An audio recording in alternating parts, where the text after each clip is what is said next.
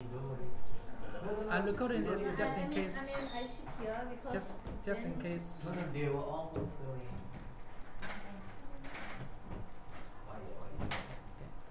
Okay.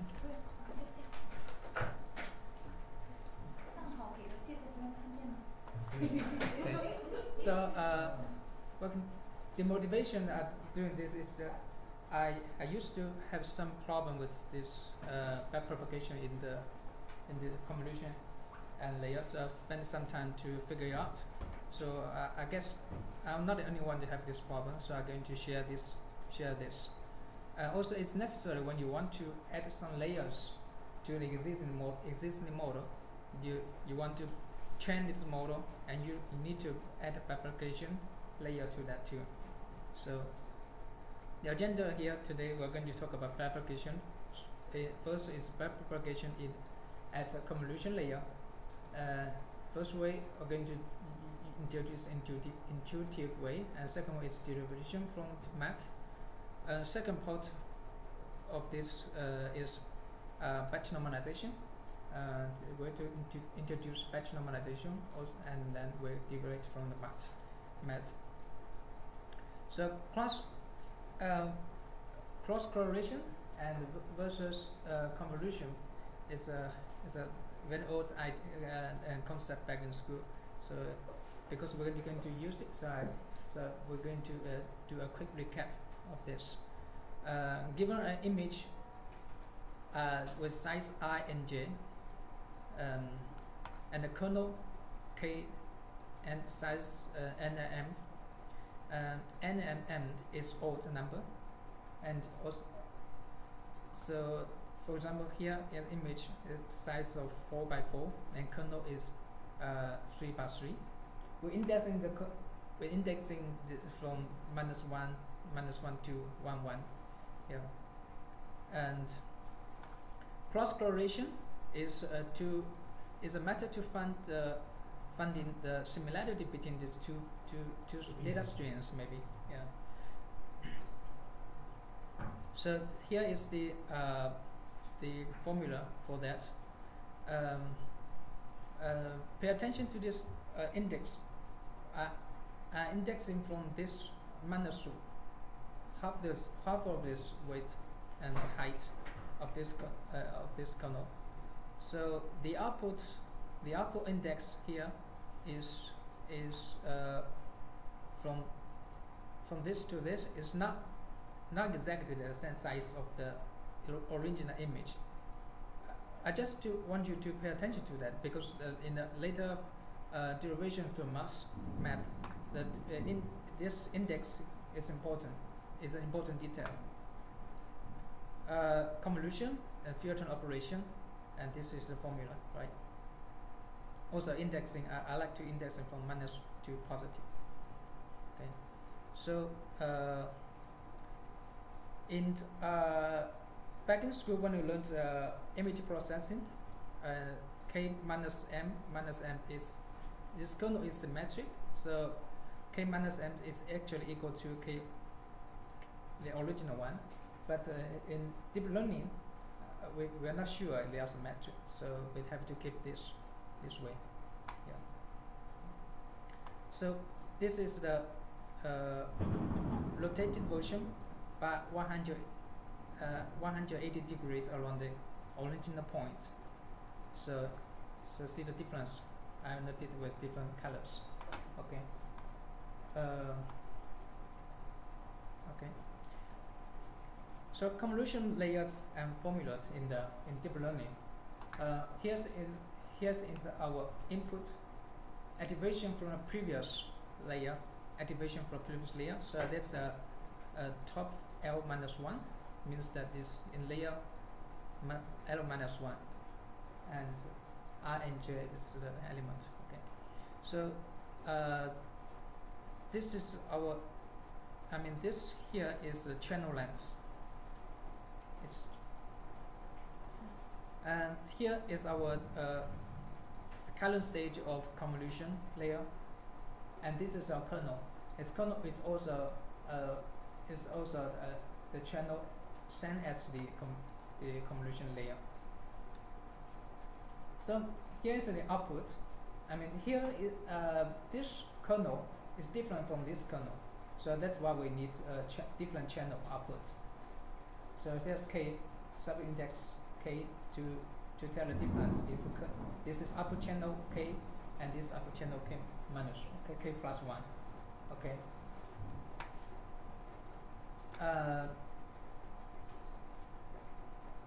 So this is for all the formula for that. It's a kind of complicated. That yes is an input channel, and this is the output channel k. Okay. No need to explain too much for this. I guess everybody know that, right? Yes. Okay. So the B is shared for the whole k channel. Okay. Propagation at convolution layer. The objective and the given knowledge we have. The objective is we are going to calculate derivatives with respect to convolution inputs.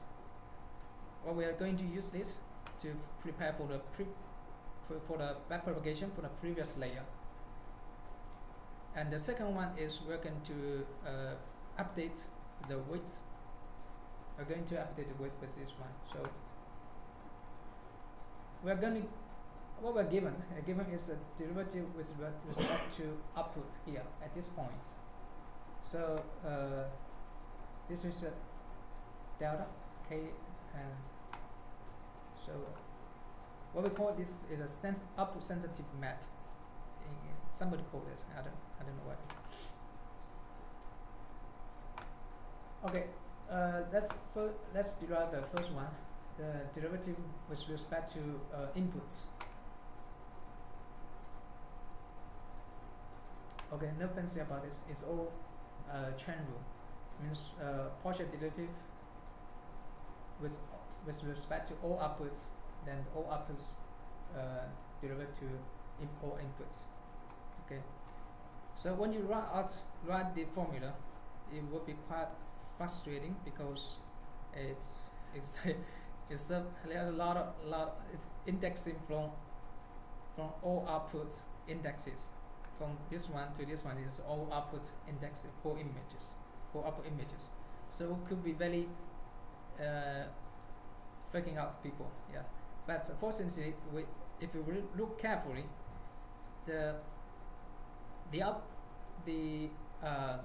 for this input element, C channel C and I plus J prime, it only relate to a limited region of output elements.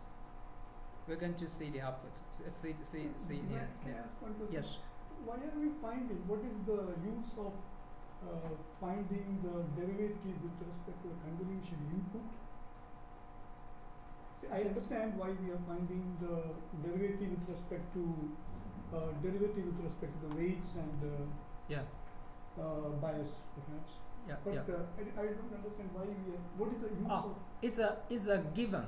You take it as a given for the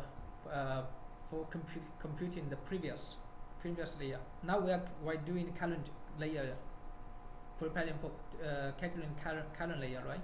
We are going to update current layers weights.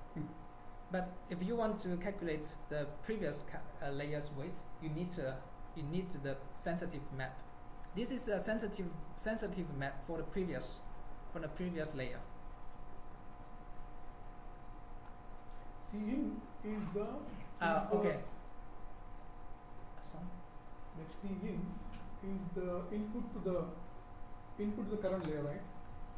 Yeah, well, this given. This is our objective, and this is the this layer. This is the output. This derivative to the respect to the output is our. Suppose we know this sensitive map, which we call the delta k ij. Suppose we know this, then we're going to. Because why we know this? Because we calculate from the previous from this I call it backward. Going backward. We do it backward. What I call previous layer is here. If you want to calculate this at the back propagation at this layer, you need to know this input. Also, it's output. Propagation is input. So you need to calculate this to calculate the previous layer. So yeah, when we update our weights, a current layer only use this. So that's why we need to we have two objectives. One is for current layer, and this one is for previous layer. Yes. Go back. Yeah. Okay. You need to derive with respect to the bias. Because it's simple, so I'm going to skip it. Also, if you are combined with batch normalization, the bias is ignored because it is replaced with another factor. We will see it later. Yeah. Bias is simple, so we don't do that here. Yeah. Okay.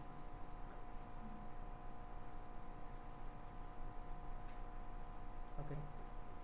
So just now I said this to narrow down the scaling formula, we need to know for the current element. For instance, we have for column 33, A33. We want to calculate this derivative of this with respect to this input. What is the related output elements? Now here I have to draw it as a black box. This is all elements, all outputs starting from C22 to C44. It's the unrelated output to these elements. So how do we tell? Because think this as a whole input image. So 6 by 6, okay, and this the after convolution by this 3 by 3 kernel, the output is 5 by 5. This is the upper region for upper region, and this is the convolution kernel. When you slide outside this one does not hit. So this is the central. This is central is the output. If you move left, and this element does have nothing to do with this C11, C21, I guess. So this is a whole area that the output elements are related to this. So in general, we can write this in such a formula. All these output elements that plus and minus half of this, plus minus 1 to half 1 and plus 1 to minus 1. So this region are only related to this kind of input pixel. Let's do it with a concrete example, starting with a simple case. One channel input, one channel output, and our input is 5 by 5. Since we know our whole elements, the output element is marked in the yellow region. So by channel, we can write out like this: C11 all the way to C33 here. So it's sliding like this way, sliding down to this way. So we get C33 here. So we can calculate this one by one. Here, this item becomes loss divided by this, and this one is only calculated when you. This is the kernel, right? It's a rotated kernel. So this one starting here, k minus 1 is multiplied by A22. So we do do derivation with this, we get k minus 1 down here, and this one is a sensitive map. It's delta 1 1. This one. This term, when you slide the this kernel 1 bit to the right, and you get C12, and is delta 1 2 times k, and this one is multiplied by this element, right? This kernel k minus 1 0 is multiplied by A2. So when you do the derivative, this beta goes down. This beta goes down here. Okay, next step, same, and this one K11. Yeah, K11 is the. Did I make it wrong? It's supposed to be K00. Sorry, I made a mistake. This one supposed to be K00. Yes.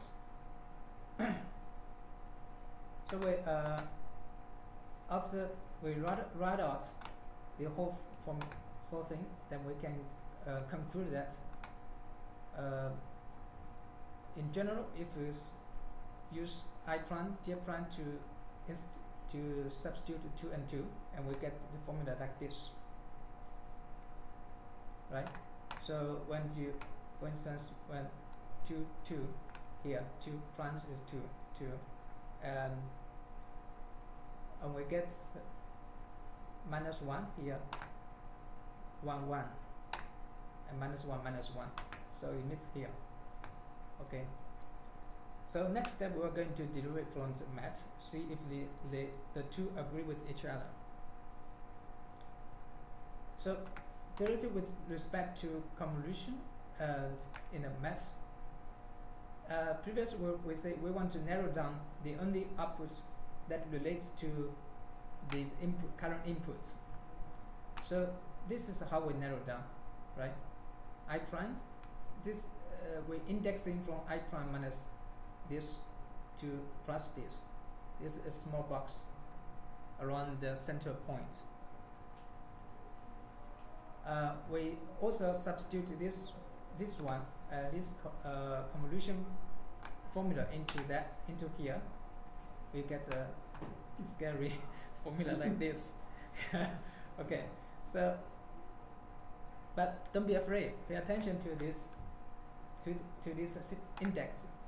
I mean this indexing is C is different from our input C. Okay, this channel is different. So only when this C in equals C and I prime equals to I minus I plus n, these two, we are looking for this element, right? We're looking at for all these summations. So only the products k comes down here if we find the only one, the match one. That's how derivative works. So then we do another transform and substitute, and we can we arrive here like this one, and we can do one more job, and it becomes this beautiful one from minus to plus. So and this looks familiar, right? It's convolution, and then it is cross correlation, right?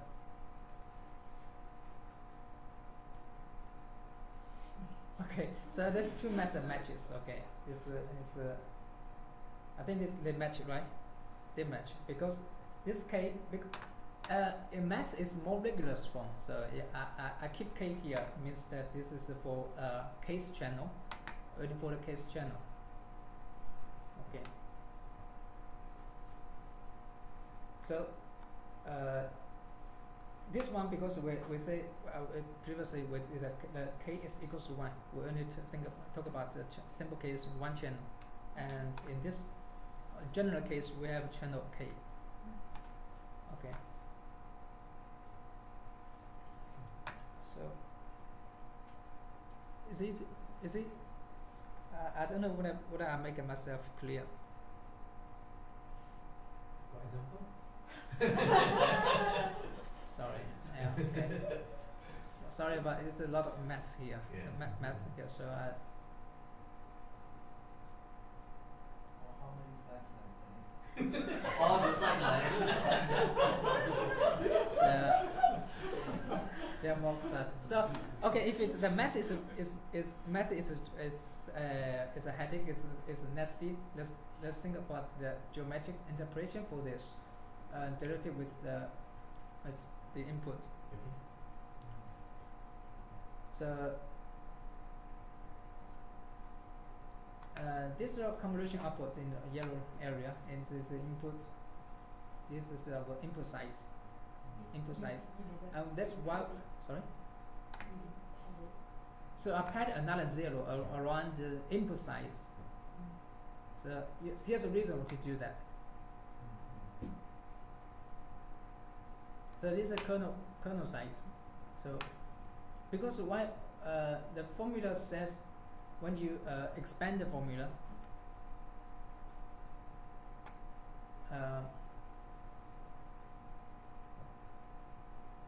okay.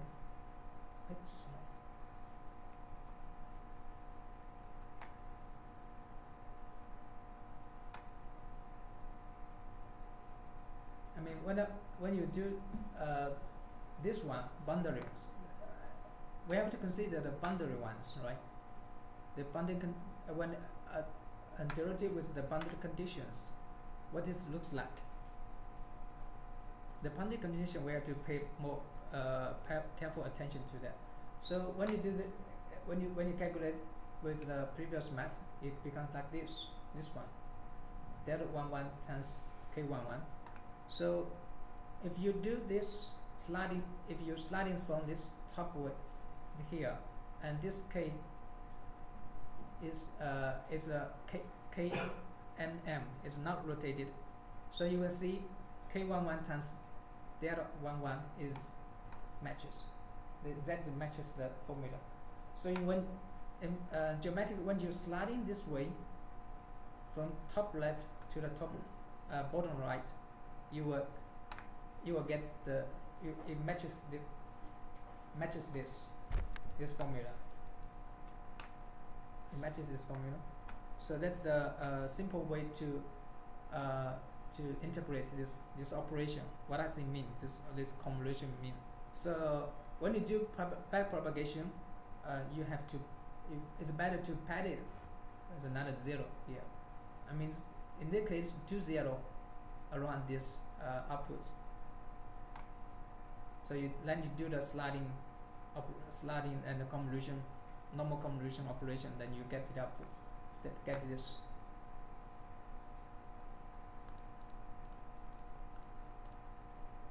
So the procedure for doing this, padding 0 to sensitive map here. This is our sensitive map, and pad to 0, and then you sliding this one, this kernel. We do not rotate it along this padded map. You will get this output.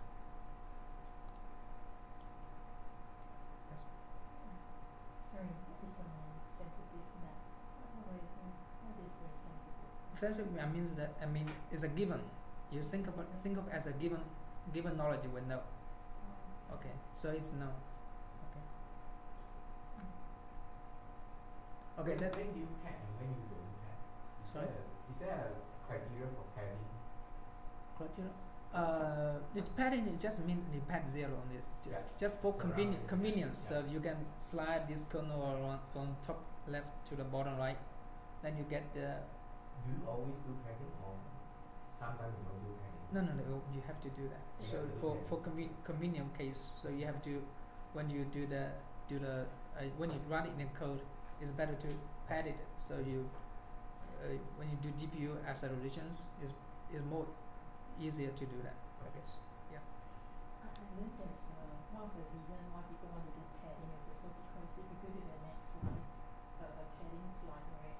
Yeah. Because like when you do convolution, right, there's a filter. So for example, there's a 3x3 filter, right? We actually multiply the filter with this box, then plus the filter number times with this box, and then you multiply it, and then you get a number. Yep. the output, right? But when you slide, right, you will do the same thing. You slide, you keep sliding, right? You do the same. But if you see, right, when you do the filter, right, this one pixel only affects the output one time. But if it's here, right, the sliding window, when the sliding window is here, this affects the output one. When it slides to here, this affects the output one time. So when you slide here, this affects the output one time, right? So this pixel, right, for no reason affects the output a lot. But this pixel, right, the sliding window can only affect the output one time. But this affects a lot of times. So this pixel, just because it's at the edge, is penalized. So sometimes we want to put padding so that this pixel, right, also affect the output more times. Yeah. So this is as well like one of the reasons like why intuitively like we want to do that. So when we pad, should we be padding with zeros, or should we be padding with just by extending the duplicating? You should, in this case, you should pad with 0. If you pad other values, it doesn't meet with our, you know, the match tell me that derivative with these boundary ones, with this boundary first element, the output should be this. If you pad 1 here, this k11 going down here. You know, we want all these elements disappear. Oh, okay. So this should be 0, all 0, and this one k11 should be multiplied by delta 11. Yeah, it's just for some strides. For example, now if you move one right, then it's no problem. If we want to stretch into 2 or 3, then if you do not padding, then you cannot you cannot move finally. Maybe the last 2 column or row you cannot touch. Yes. So it depends on the strides. Yeah.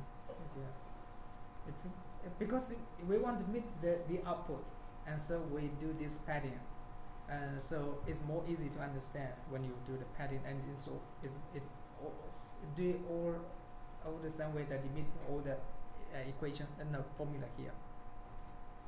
Okay.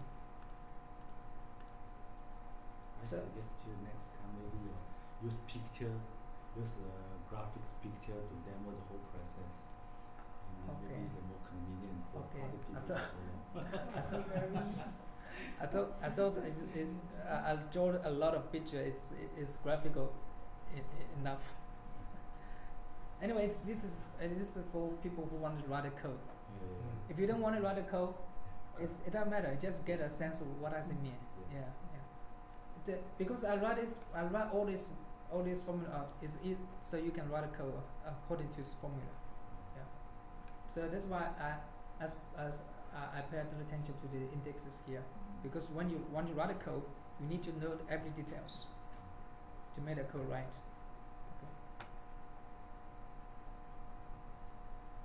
Okay. So it's also it's chain rule. There's no fancy about it. And when you substitute this formula inside, use the same technique, and then you will see this this will comes down.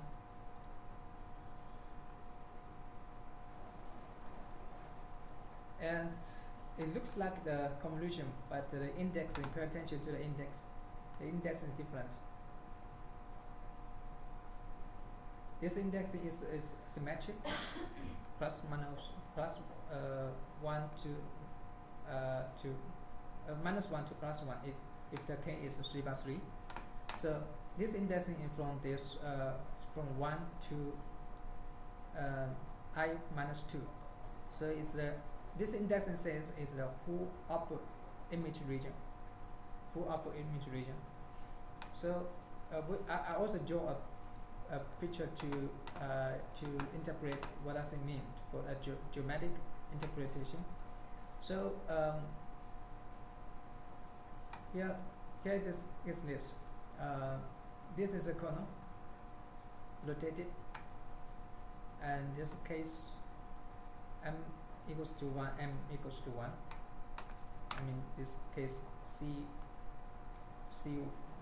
minus 1 minus 1. Then you plug in, then you become this one. You will find it. we're actually looking for what the K11 has multiplied, has touched. You will see that when you're sliding this around, you will see this green area is the place that this K11 has touched. Then you do the multiplication. So this is the input element has multiplied to generate the output. Output is this one. This is output. Okay. So you multiply this with this and this with this. It's element-wise multiplication and add. Then you get the first. You get this first element. Then you slide it left. Do the multiplication again. Then you get the derivative to this one. So you slide it again. You get this one. Then from bottom right to the top left, then you finish all the process, and this is what the equation, the formula says.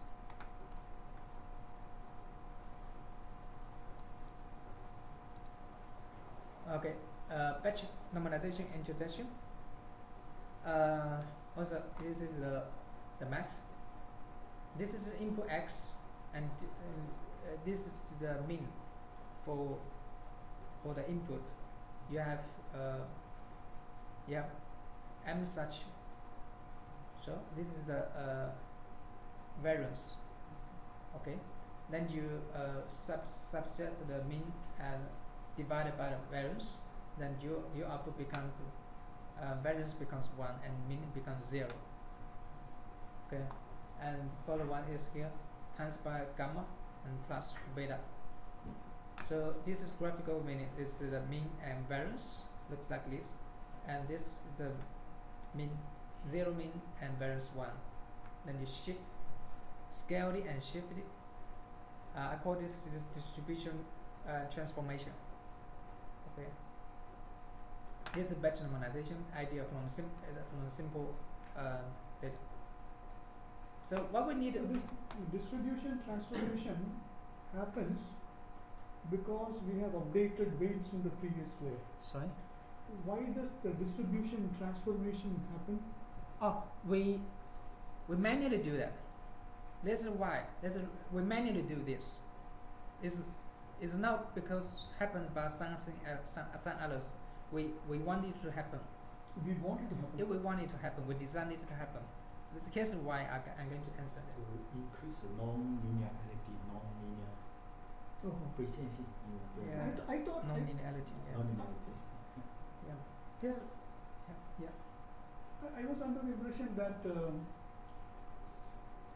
when we update the weights of the previous layer, the distribution of the input to the current layer changes.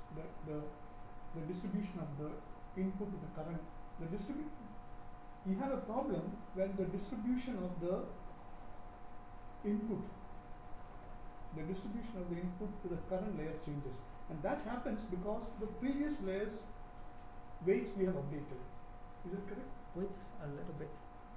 Sorry. During the backpropagation, we update the previous layers weights. Yeah. When we update the previous layers weights, Yeah. You get some outputs from the previous layer. Yes, it's kind of that you tune in this layer this way, and you tune this layer this layer this way. So it's kind of hard to match that. That's what I explained a little bit. We'll come back to you. Yeah. So I mean, this layer L-1 previous layer. This is the output data distribution, and this is the layer 1. Think of it as a system. Every system has a characteristic. So he expects the data input distribution to be this to maximize the output, performance output.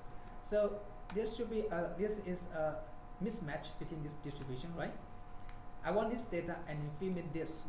So something's wrong because the data is wrong, you know. So I cannot. I have to change my weights to adapt to this data. So if you adapt it. So why not make it simple? I introduce two specific tunable parameter to do the job. I mean, you don't. the order weights don't have to do the job to make the transformation, distribution transformation. So that's why I said distribution transformation. So it says you want the input like this. I give you that input data distribution like this. How did I make it? By training. By training this parameter alpha and beta. So after a long time training, I can guarantee that this I will give you a data distribution pretty much like this one. Make sense? Okay. I guess yes. Thanks. So here's the reason why back normalization makes training much faster. So in training DN with ReLU activation, we often if you set the initial learning rate to be too big, then you often end up with this O0 output. The network data is dead. So one of the reasons is that because you have maybe in some layer you have the data distribution like this. It means that you have many zeros, too many zeros, right? This is the distribution and this is ReLU. So only this portion of data is activated. All the other neurons are dead. So not enough. That means too many zero in the neuron means that you have not carried enough information for the foreign layer to extract to learn. So it tends to lead to all the zero output in the foreign layers. So when batch normalization added, the means of data distribution is something around this zero distribution. Zero. So it guarantees a lot of information are passed on to the foreign layer. So just go back to the thing. Yeah. So this is almost the opposite of that the dropout layers, right? In dropout layers, you drop some. A dropout is another purpose. It's designed to prevent the overfitting. So the technology is a batch normalization and dropout is different for designed for different purpose. Yeah.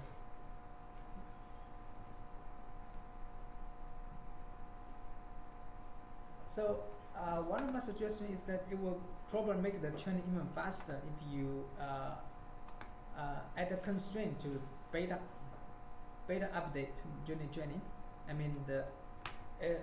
There's a beta controls shifting the data distribution, right? Normally, if the training is right, the beta won't push this distribution too much to the left. If you push it too much to the left, you're doing something wrong. But we can't guarantee that in training we always do something good. It's something right.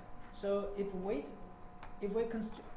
constrain this beta, that this is the data. This is sigma and variance. So we can find some value times this variance to prevent. If this beta is too smaller than this value, I'm going to set this to maximum. So in this way, we can even make sure our data won't become zero too much in the neuron. I guess this is, I don't know, maybe it will make with this guarantee, with this method we can set the initial learning rate even bigger. So the batch normalization following the convolution. Okay, the difference between this slide from the previous slide is that we have batch size output, such output, and then we calculate the mean on this channel. This is also is all from channel K, that's K time. But I have a batch size of K channel. We calculate this mu and sigma, and they will pass on to this one, to this. For each batch data, we do the batch normalization and fed to this activation for each batch times. So it becomes like this K channel, B batch time, and I and J elements. So you can't. It looks like scary. Looks scary.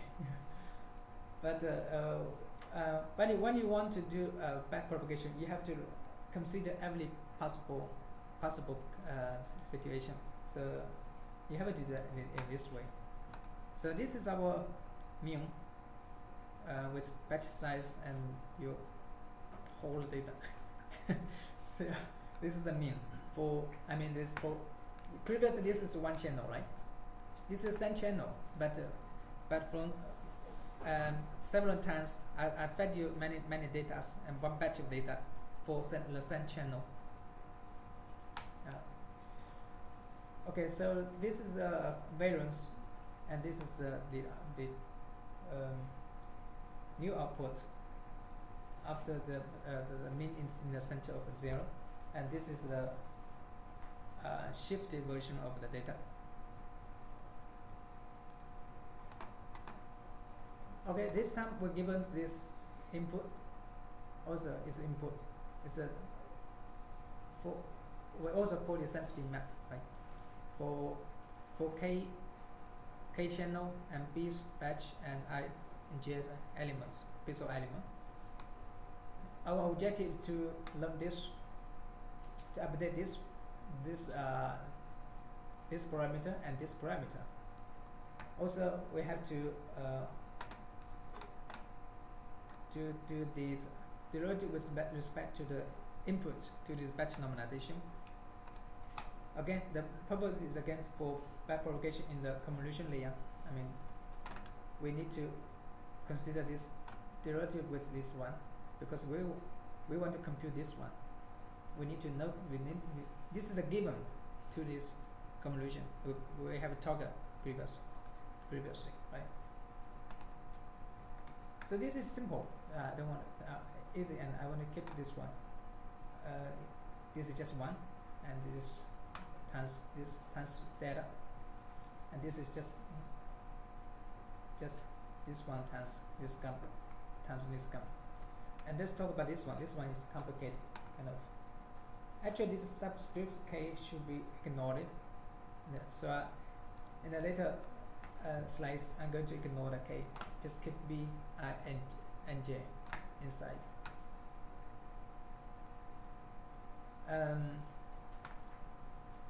So by chain rule, we substitute this.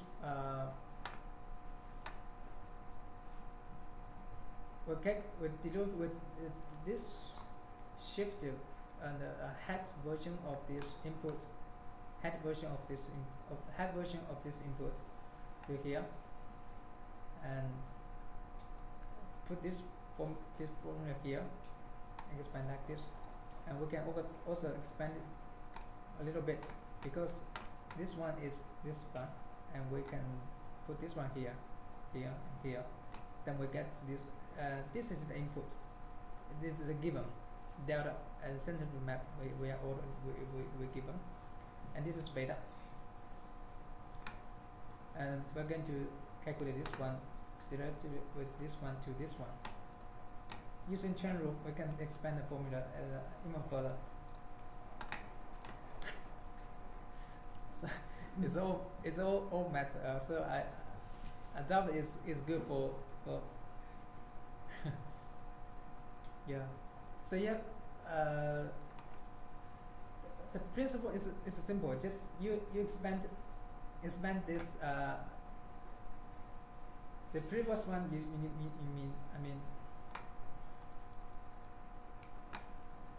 you deliver with this one single mu as another intermediate variable. Then you deliver with this one, and this one with this one. So that's why we have the three components here. So we can calculate for each component. We can calculate for each component, and so using a technique, when b equals b prime, I equals I prime, j equals j prime, we got this. I think it's boring. it's no. Maybe Yeah. I feel you should separate the back propagation and convolution, because these two are very complex. You merge one and then present as half. If you only use simple formula, simple math, and then do the propagation introduction, do not use the propagation plus convolution in one time. This is two different concepts actually. Yeah, but I think this is the most kind of most difficult one in when you do back propagation, and no, when you do back propagation, it's all about details. I mean, even when you miss one index, you could lead to a wrong output. I mean, if you want to only focus on back propagation, you just use a simple math. For example, x plus y equal to 3. No. Well, I'm not. Then do the back propagation. I thought. No, I assume that all of you know back propagation. Because back propagation is a simple idea. This one, convolution is kind of complicated because it's kind of complicated to do the math in. Anyway, this is all math. So use the same technique. I think you just have to try. You can write up. You can arrive the same output as I did. Okay. So when I read your code, the output looks like this one. Yeah. So if you want to write code, you actually have to go through this math. Yeah. Okay. So okay, let's go. Do we ever? 这个是你写的 Do we? This is read by you. Sorry. This is read by you. Right, my. 是，这个是。 Okay. I'm not going to explain it. Maybe you understand it. Don't you typically? You see it before? Well, Huh? you see this other place before? No. Sorry. Do we in our normal coding, do we go down to this level of changing the finding the derivatives and things stuff like that? We just make use of the libraries, right? So because I believe all these TensorFlow, all these libraries, these libraries provide you. I mean, I know you just use one line of code, then it do everything for you. But if you want to change another layer, I mean, when piecewise, element-wise convolution, maybe you don't have the code for that, and you have to add a new layer there. And how do you know you can backpropagate to that? So I think it doesn't hurt to know the detail of the code. Yes. You in case you need. In case you want to. Yeah, in case you. It is good to have this insight. Yeah. In case later you want to add your own layer that is different from other previous layer structure. For instance, you discover new technique, and you want to add it on top of another layer in the middle of another layer. So how do you do the propagation? So you have to come up with all the math. Yeah. But normal neural programmers, they just make use of these libraries, Keras, TensorFlow, right? We don't go down to the. Even with this one, we can always insert more and more layers, and isn't it? Yeah, I kind of know what you mean. You mean that you don't have to design the. But of course, it gives a very good insight, right? It's good to have all this insight. Yeah. But the normal programmers don't do that, right? I don't know. Okay, actually, from my experience, if you don't have this kind of insight, you don't know the mathematical. It's okay. You do normal coding, the development is fine. But if you have any difficulties, you want to tune the algorithm.